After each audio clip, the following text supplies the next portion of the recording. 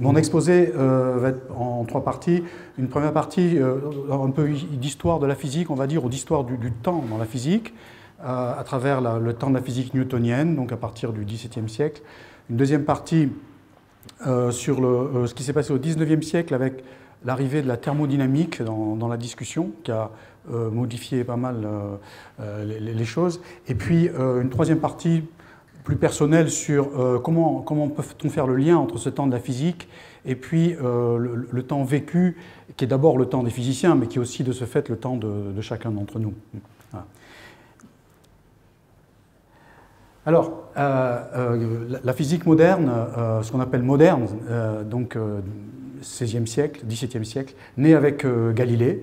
Donc Galilée, italien, expose sa conception du monde dans plusieurs livres, et notamment dans un livre qui s'appelle les dialogues sur les 2 principaux systèmes du monde. Bon, il y aurait beaucoup à dire déjà du mot dialogue et ensuite de ces 2 systèmes du monde. Je voudrais simplement dire que ces dialogues, qui sont des dialogues sur la nature du monde qui nous entoure, dans lequel on vit, ça se passe dans un arsenal, l'arsenal de Venise, et c'est une discussion d'ingénieurs. Alors ça, c'est extrêmement important parce que jusqu'à Galilée, ce genre de discussion, c'était la propriété des théologiens, des philosophes, de la scolastique. Et donc là, mettre ces questions en débat, d'abord entre des ingénieurs, et puis dans un arsenal, on ne fait pas de philosophie, hein, on construit des navires, des bateaux, pour aller faire la guerre, pour faire du commerce. Hein, donc voilà, donc ça c'est important parce que c'est un geste un peu inaugural de la physique et de son projet qui va déboucher sur cette société très technologique dans laquelle on vit. Alors, qu'est-ce que nous disent ces dialogues? Qu'est-ce que nous dit Galilée? C'est d'abord que les lois de la nature se découvrent par l'observation et par le raisonnement. Donc là, il n'est plus question d'arguments d'autorité, hein, ou de quelque chose qui nous viendrait de Dieu, de la théologie. Non, il s'agit de se mettre en route, d'avoir une démarche expérimentale, d'observation d'abord, et puis de faire marcher sa tête, son cerveau, pour découvrir des lois, découvrir une réalité. Et il y a cette idée aussi qui est assez platonicienne que ces lois de la nature qui sont cachées sous la réalité empirique, eh bien c'est une réalité en soi, c'est une réalité plus profonde, plus réelle. Hein, c'est la réalité des idées de Platon, et ça correspond à une phrase célèbre de Galilée qui nous dit: la nature est un livre écrit en langage mathématique. Donc à partir de là, il y a ce projet de la physique d'élaborer des lois sous forme mathématique qui vont nous dire ce qu'est la nature. Alors une loi emblématique de cette physique, c'est la fameuse loi de la chute des corps. Donc Galilée, pour ça, fait des expériences d'abord, et puis il observe qu'un objet lourd tombe à la même vitesse qu'un objet léger. Or, tout empêchement accidentelle, hein, telle que la résistance de l'air. Alors cette petite précision, elle est très importante parce qu'elle a donné lieu, enfin si on oublie ça, on fait beaucoup de confusion, parce que si on lâche dans l'air aujourd'hui, là, par cette fenêtre, 2 objets, un lourd et un léger, on va observer, même s'ils ont la même dimension, que le lourd arrive un tout petit peu avant le léger. Mais ça, c'est uniquement lié à la résistance de l'air qu'il y a autour. Hein, donc, Galilée a cette idée que pour avancer en physique, il faut dégager la complexité des phénomènes secondaires pour accéder à l'essence du phénomène dominant. Voilà. Et donc ça lui permet d'énoncer cette loi. Alors sous une forme mathématique, il y a plusieurs expressions que donne Galilée de ça. Par exemple, sous cette forme qui est écrite là, V2 sur V1 égale T2 sur T1, c'est-à-dire que si on connaît la vitesse à un instant T1, la vitesse V1 à un instant T1, eh bien on pourra calculer la vitesse V2 à un instant T2 avec cette loi-là. Donc il y a proportionnalité des vitesses et du temps. Une autre manière de représenter cette loi, c'est ce que je représentais à gauche. Là, si on lâche donc 2 corps, un lourd noir et un léger blanc à l'instant T égale 0, eh bien ce que nous dit Galilée, c'est qu'à l'instant T égale 1, les 2 corps auront la même altitude, Z égale 1, vers le bas. À T égale 2, ça sera 2 fois 2 égale 4. À T égale 3, 3 fois 3. À T égale 4, 4 fois 4. Donc voilà, là, c'est une autre forme mathématique de la même loi, hein, qui en fait est équivalente à celle-ci, on peut le montrer. Une autre manière de dire les choses, toujours pour vous dire que ce genre de loi peut s'exprimer toujours de façon différente, mais toujours avec des nombres, toujours avec l'idée qu'il y a des relations mathématiques sous-jacentes au phénomène. Par exemple, vous voyez qu'entre T égale 0 et T égale 1, on parcourt une unité de longueur. Ensuite, on en parcourt 3. Ensuite, 5. Ensuite, 5. 7. 1, 3, 5, 7. On décrit l'ensemble des nombres impairs de cette façon-là.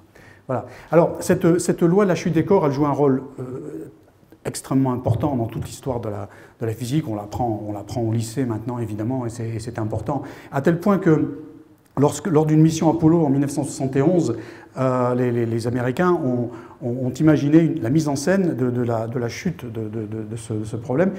Et donc, un des astronautes prend dans sa main un marteau, et puis dans l'autre main une plume de faucon. Ils lâchent ensemble, et les deux corps tombent en même temps. Donc, il y a toute une mise en scène autour de ça qui est assez remarquable. On peut voir la vidéo sur le site de la NASA, et c'est assez émouvant de voir ça. Pour vous dire l'importance culturelle de cette loi et de ce qu'elle nous apprend. Alors, plus près comme ça, oui. Alors, après Galilée, il va y avoir Newton, il va y avoir le triomphe de cette mécanique newtonienne, je vais passer rapidement, qui en fait se fonde sur l'idée que le temps peut être représenté par une droite orientée vers la droite, donc avec cette petite flèche en général vers la droite.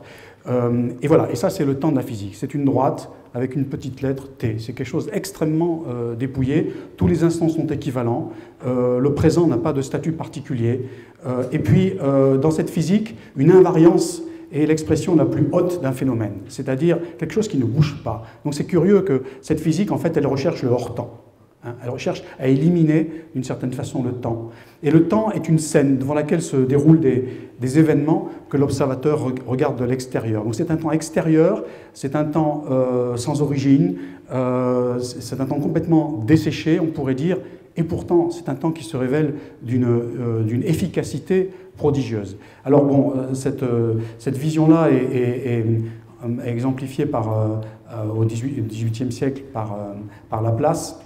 Bon, dans une phrase célèbre, mais je vois que le temps passe trop vite, donc je passe cette citation de Laplace pour arriver au fait que, bon, finalement, ce temps de la physique moderne, il est extrêmement efficace. Mais maintenant, si on revient un peu au temps vécu, on voit que ça ne marche pas, que ce temps de la physique n'a rien à voir avec le temps vécu, et en particulier, bon, qui est décrit sous un aspect par Proust, par cette phrase-là. Dans notre vie, les jours ne sont pas égaux. Pour parcourir les jours, les natures un peu nerveuses, comme était la mienne, disposent, comme les voitures automobiles, de vitesses différentes. Il y a des jours montueux et malaisés, qu'on met un temps infini à gravir, et des jours en pente qui se laissent descendre à fond de train en chantant. Voilà, le temps vécu est élastique. Hein, le temps de la physique newtonienne n'a aucune élasticité. Donc. Cette élasticité peut même aller jusqu'à trouver de l'infini dans l'instant présent. C'est la deuxième citation que je ne lis pas, mais c'est la contemplation d'un parterre de fleurs qui flottent sur la Vivonne, qui est une rivière vers laquelle on va se promener du côté de Guermantes, depuis Combray. Et donc, la contemplation de ces fleurs qui flottent donne à Proust, au narrateur, l'idée que dans l'heure, il y a quelque chose d'infini. Voilà, donc dans l'instant qui passe de la contemplation, on peut avoir une sorte d'intuition de l'infini. Voilà. Alors tout ça, évidemment, la physique classique ne peut pas du tout le prendre en compte. Alors après vient au XXe siècle, beaucoup plus tard, la théorie de la relativité restreinte d'abord d'Einstein, qui laisse tomber le temps absolu, qui abandonne l'idée de temps absolu et qui restitue une élasticité du temps. Donc le temps se trouve un peu moins étranger, le temps de la physique se trouve un peu moins étranger au temps vécu. Et ça sera encore plus vrai avec l'espace-temps de la relativité générale, où là, l'espace-temps est déformé par la présence des corps. Donc l'espace-temps n'est plus simplement un théâtre devant lequel les phénomènes se déroulent, mais les phénomènes et ce cadre espace-temps se trouvent liés entre eux. Voilà. Et ça, c'est quelque chose qui nous rapproche un peu du temps vécu, sans vouloir établir une correspondance trop forte, évidemment, entre les deux. Mais voilà. Alors, j'avais choisi pour illustrer cette idée d'un espace-temps dans lequel nous évoluons avec l'idée d'un temps élastique. Je voulais illustrer ça avec une citation de Proust, mais qu'Isabelle Sersa à l'instant tout à l'heure nous a cité. C'était un passage, c'était un peu ce qui précédait ce que Isabelle a lu. Je peux le relire un peu, au moins jusqu'au le début. Pendant que ma tante devisait ainsi avec Françoise, j'accompagnais mes parents à la messe. Que je l'aimais, que je la revois bien à notre église. Son vieux porche par lequel nous entrions, noir, grêlé comme une écumoire. Ces pierres tombales sous lesquelles la noble poussière des abbés de Combray, enterrés là, faisait au cœur comme un pavage spirituel, n'étaient plus elles-mêmes de la matière inerte et dure, car le temps les avait rendues douces et fait couler comme du miel. Ces vitraux chatoyaient. L'un était rempli dans toute sa grandeur par un seul personnage, pareil à un roi de jeu de cartes, qui vivait là-haut, sous un dé architectural entre ciel et terre. Bon, voilà. Et finalement, tout cela, un édifice occupant, si l'on peut dire, un espace à 4 dimensions, la 4e étant celle du temps, etc. Alors, je viens de parler à l'instant de la relativité restreinte et générale d'Einstein, mais au XIXe siècle, donc un siècle plus tôt, s'était produit un événement important qui est la naissance de la thermodynamique. Donc, notamment avec le personnage de Sadi Carnot. Sadi Carnot, encore une fois, c'est un ingénieur. Donc ça aussi, c'est intéressant de noter qu'une discipline qui va bousculer fortement la physique au XIXe siècle, la thermodynamique, c'est l'œuvre d'ingénieurs. D'ingénieurs, dans le cadre de la révolution industrielle, on veut faire fonctionner des machines à vapeur, les faire fonctionner mieux. Donc, Sadi Carnot, comme ingénieur, se pose des questions d'ingénieur, comment faire mieux marcher les machines à vapeur, comment tirer le plus parti possible de l'énergie thermique de la combustion du charbon, par exemple. Et Carnot comprend que, eh bien, il y a une dissymétrie fondamentale dans les transferts d'énergie. Et en fait, l'énergie mécanique, celle qu'on obtient quand on fait monter un poids en haut quand on monte un poids ou quand on fait acquérir de la vitesse à un projectile, ça c'est l'énergie mécanique, c'est une énergie qui est de meilleure qualité que l'énergie thermique, il y a une dissymétrie. Et Carnot remarque que au cours du temps, on observe toujours ce qu'on peut appeler une dégradation de cette énergie mécanique en énergie thermique. Et cette dégradation, encore que ce mot pourrait être contestable, il est associé aussi au fait que dans ce qu'on peut observer des phénomènes naturels, ces phénomènes ne sont pas réversibles. Par exemple, l'eau et le vin se mélangent facilement, mais on n'a jamais vu l'eau et le vin se séparer spontanément dans un verre. Ou si on mélange du chaud et du froid, le mélange s'effectue très bien, on n'a jamais vu le chaud et le froid se séparer spontanément. Voilà. Donc ça, c'est l'irréversibilité des phénomènes dont je vais vous illustrer un petit phénomène. Alors, je ne sais pas si vous voyez bien ce qui se passe.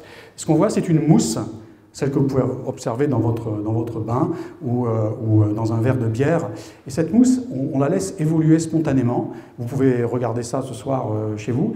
Et ce qu'on voit, c'est que la taille des cellules a tendance à augmenter au cours du temps. On part d'une d'une mousse avec des petites cellules, et ces cellules augmentent en taille.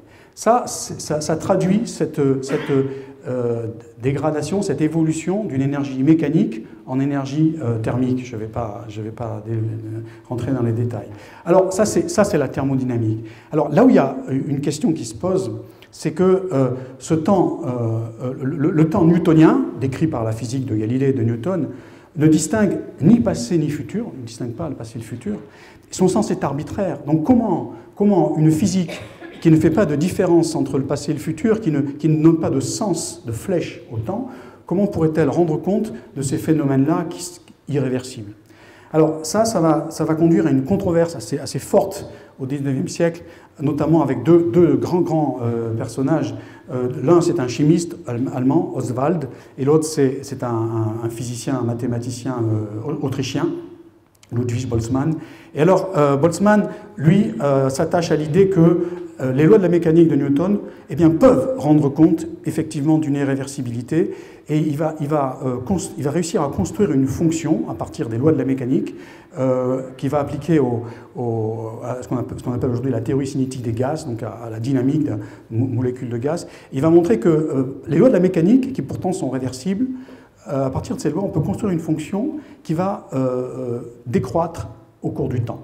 et donc et une fonction qui ne peut pas croître, qui ne peut que décroître. Donc les lois de la mécanique qui sont réversibles permettent de construire néanmoins une fonction qui, elle, a un sens dans le temps, elle décroît.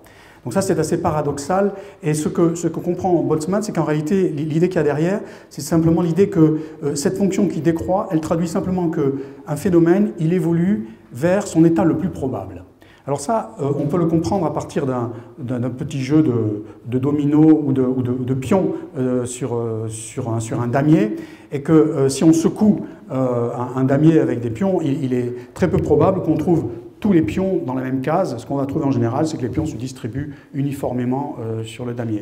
Donc, aucune loi physique n'interdit à tous les pions de se mettre sur une seule case. Simplement, cet état-là est très peu probable. Voilà. Donc, cette irréversibilité apparente des phénomènes, ou cette irréversibilité des phénomènes, elle est liée non pas au fait qu'il y a un sens au temps, mais elle est liée au fait qu'il y a certains états macroscopiques qui sont plus probables que d'autres, et que on voit le phénomène évoluer vers cet état macroscopique le plus probable. C'est un effet statistique. Voilà. Il n'y a pas de flèche du temps là derrière. Donc ça, c'est important. Au XXe siècle, il y a eu une autre idée qui a introduit une dissymétrie passé-futur, c'est la notion de sensibilité aux conditions initiales du système chaotique. Mais je préfère passer ça pour le moment, on y reviendra peut-être tout à l'heure dans la discussion, pour en venir revenir à Proust de même.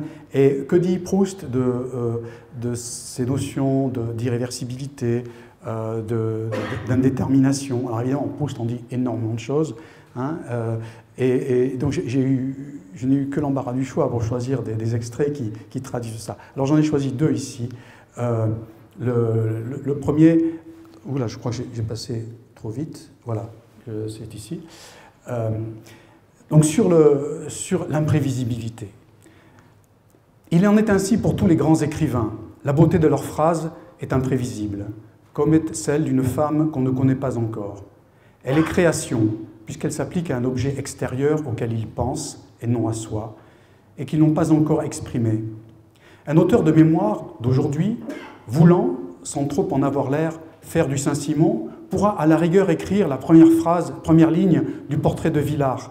C'était un assez grand homme, brun, avec une physionomie vive, ouverte, sortante.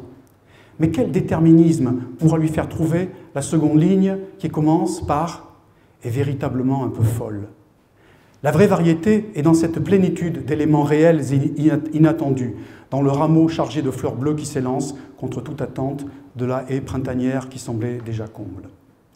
Un autre extrait choisi met en jeu un phare de la vie mondaine du Saint-Germain parisien, qui est la duchesse de Guermantes.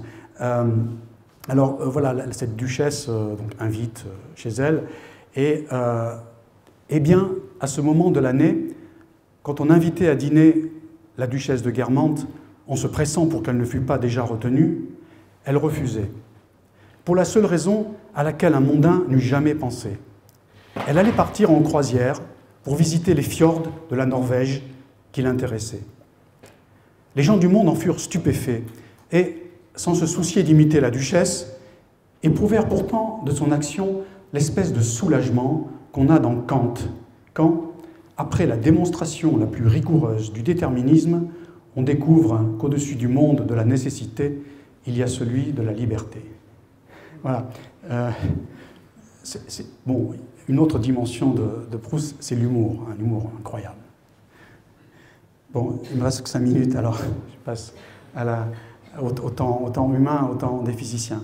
Le temps pour un physicien, il n'est pas seulement dans les équations qu'il écrit, il est aussi dans sa vie propre, et en particulier dans le fait que, n'importe lequel d'entre vous l'a déjà expérimenté, le réel résiste. C'est-à-dire que tout travail, toute compréhension exige du temps. Un nouveau livre qu'on voudrait lire, on aimerait le lire en un quart d'heure, mais on sait que ce n'est pas possible, il va falloir y passer 3 jours. Hein. Voilà. Donc ça, c'est une expérience fondamentale du temps, cette résistance du réel. Il y a aussi une autre dimension du réel, qu'il est infini, c'est-à-dire qu'on n'aura jamais fini de comprendre. Il y a quelque chose d'infini, et ça rejoint l'infini du temps. Et alors, Donc la physique produit des représentations du réel, et dans l'enseignement, le récit des découvertes met en perspective ces représentations et aide à en faire son miel, à s'approprier ces représentations. Et c'est ça qui aide aussi à imaginer d'autres représentations du monde. Donc il y a dans le récit des découvertes une dimension heuristique qui permet d'aller vers de nouvelles découvertes. Alors ça, il y a quelqu'un qui le dit extrêmement bien, c'est Gaston Bachelard, qui dit « Balzac disait que les célibataires remplacent les sentiments par des habitudes. De même, les professeurs remplacent les découvertes par des leçons. Contre cette indolence qui nous prive peu à peu de notre sens des nouveautés spirituelles, l'enseignement des découvertes le long de l'histoire scientifique est d'un grand secours.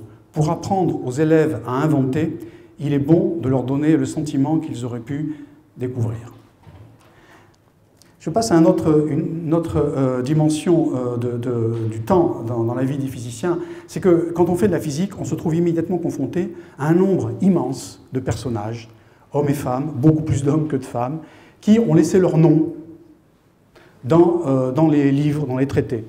Et alors ils ont laissé leur nom dans des unités, comme Joule, Ampère, dans des constantes, Boltzmann, Planck, dans des équations, Maxwell, Einstein.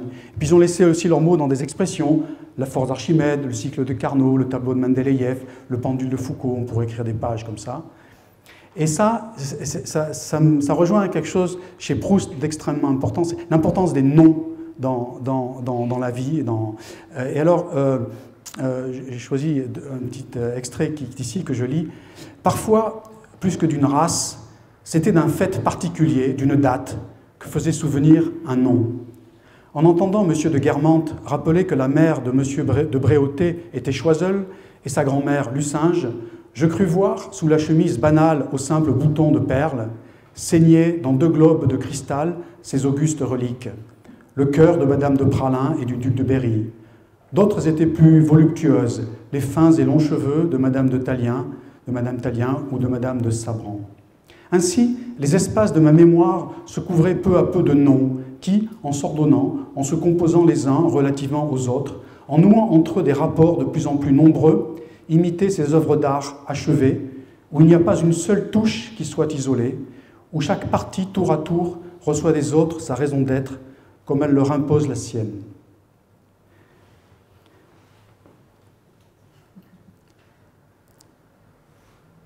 Et je terminerai sur une autre évocation de cette présence des noms dans le travail d'un physicien. Et à travers quelque chose que sans doute nous ressentons tous souvent, c'est qu'à travers la lecture d'un livre, on a l'impression de se mettre en contact avec quelqu'un, avec l'auteur du livre, et d'instaurer une espèce de dialogue. Il y a une espèce de dialogue mystérieux avec quelqu'un qui n'est plus là, qui est mort, ou qui peut-être est vivant d'ailleurs encore, mais qui a laissé un livre. Il y a un dialogue avec le livre. Et alors là, il y a un texte de Machiavel absolument magnifique qui décrit ce contact avec des hommes qui ne sont plus là. Il écrit donc dans une lettre à un ambassadeur en 1513. « Le soir venu, je retourne à la maison et j'entre dans mon cabinet d'études. Sur le seuil, j'enlève mes vêtements de tous les jours, couverts de fange et de boue, et je revais mes habits de cour royale et pontificale. Décemment habillé, j'entre dans les cours anciennes des hommes anciens. Là, reçu aimablement par eux, je me nourris de cette nourriture qui seule est la mienne et pour laquelle je suis né. Je n'ai pas de honte à m'entretenir avec eux, à les interroger sur les raisons de leurs actions. Et eux, en vertu de leur humanité, ils me répondent. Et durant 4 heures de temps, je n'éprouve aucun ennui, j'oublie tout mon chagrin, je ne crains pas la pauvreté, la mort même ne m'effraie pas, je me transporte en eux tout entier. » Voilà, je m'arrête là. Je vous remercie.